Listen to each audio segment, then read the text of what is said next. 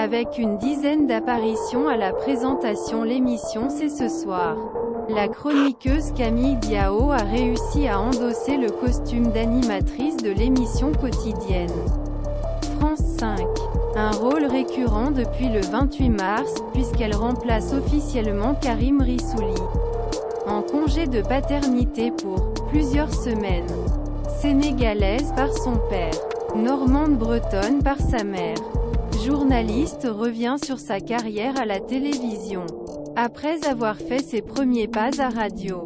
Si elle estime avoir encore une belle marge de progression à combler. Elle sait que l'émission débat de la deuxième partie La soirée des 5 est un terrain fertile. Intellectuellement idéal pour se perfectionner. Elle révèle qu'à chaque émission, une idée, une phrase va rester dans ma tête et qui débouchera sans doute sur une idée Q'. Elle va digérer et qui pourrait déboucher sur quelque chose un jour. Entre nouveaux défis, place de la diversité à l'écran et perspectives d'avenir. 20 minutes s'est entretenu avec le journaliste de 32 ans. C'est ce soir occupe une place à part dans l'audiovisuel français. Comment avez-vous réagi lorsqu'on vous a présenté pour devenir l'hôte? C'est quelque chose qui est nouveau pour moi à la télévision. C'est Karim lui-même qui a proposé de le remplacer. Il m'a dit à rentrer que c'était la solution qui lui paraissait plus logique. J'ai été très touchée. Je ne m'y attendais absolument pas.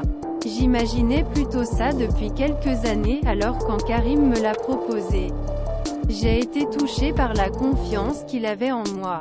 C'était une belle opportunité alors j'ai tout de suite dit oui et je me suis mis au travail. L'idée était que je pouvais m'entraîner à partir de septembre. J'ai été très bien épaulée par la production et par Karim.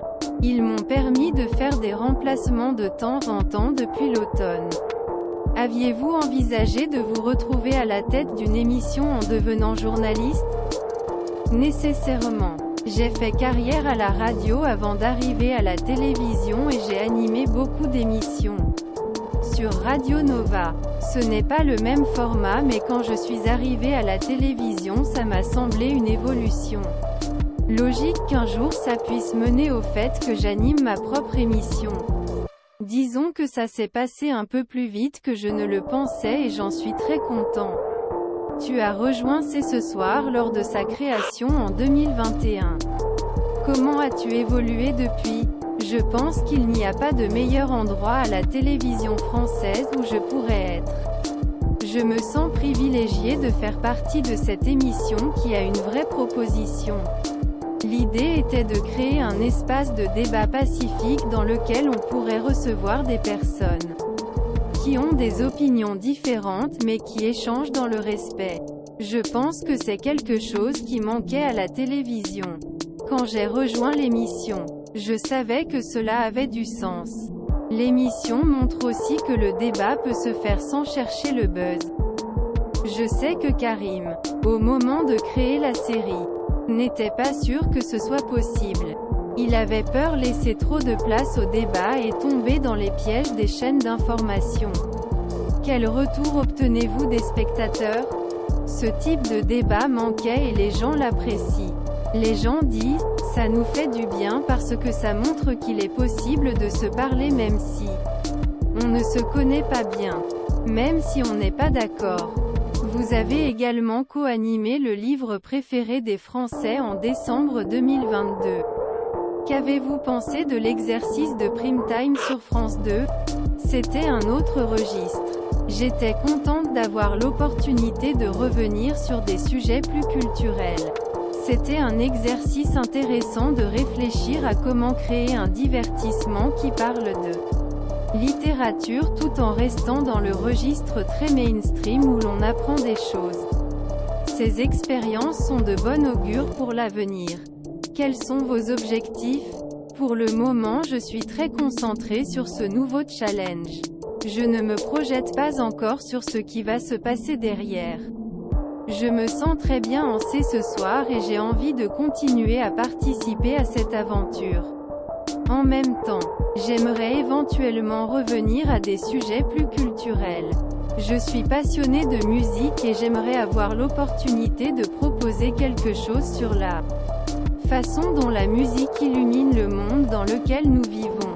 C'est quelque chose qui m'intéresse beaucoup. Pourtant, vous ne rêvez pas de devenir la nouvelle Léa Salamé. Je trouve très utile de laisser les opportunités me guider. Je suis arrivée à la télévision un peu par hasard. Ça n'a jamais été mon but. On me l'a proposé et j'y suis allée. En fait, je n'ai pas de plan de carrière. Mon but n'est pas de devenir le journaliste télé le plus célèbre de France et présenter en prime time. Être une femme métisse à la télévision française demeure rare. Êtes-vous fier de montrer que c'est possible? Ce qui est étonnant, c'est que ce n'est jamais quelque chose auquel j'ai explicitement pensé. Depuis travail à télévision et que je suis plus exposée. J'ai reçu nombreux messages téléspectateurs qui me disent « Ça nous fait du bien voir quelqu'un comme toi à télé. Une jeune femme, issue diversité, portant des dreadlocks et Doc Martens. C'est dans les yeux des gens voit l'importance représentation. Vous n'aviez jamais pensé que cela pouvait être un obstacle? Je viens de la diversité mais je viens d'une famille de la classe moyenne. Mes parents sont fonctionnaires. Ils m'ont élevé en me disant j'allais étudier, que je pouvais faire ce que je voulais dans la vie. Ils m'ont donné les moyens de me réaliser. Je trouve important de faire venir à la télévision des personnes d'horizons différents. Plus de femmes mais aussi des voix d'autres milieux sociaux. Cependant, vous êtes toujours une exception. Mais je pense que c'est en route. En tout cas, sur le service public, je perçois une volonté de faire émerger d'autres voix, d'autres points de vue. Nous sommes au début du voyage et ma présence à l'antenne fait partie du voyage. Mais ce que je souhaite pour l'avenir, c'est qu'il y ait plein d'autres personnalités qui émergent et viennent de partout et qui proposent des points de vue très différents du mien. Quel chemin cela doit-il emprunter? Ça passe aussi par la formation, par le recrutement dans les écoles. C'est un combat que mènent beaucoup de jeunes journalistes. Cela arrive aussi beaucoup sur Internet. Je regarde tout sur Twitch et je pense que c'est aussi là que des voix émergent dans le journalisme.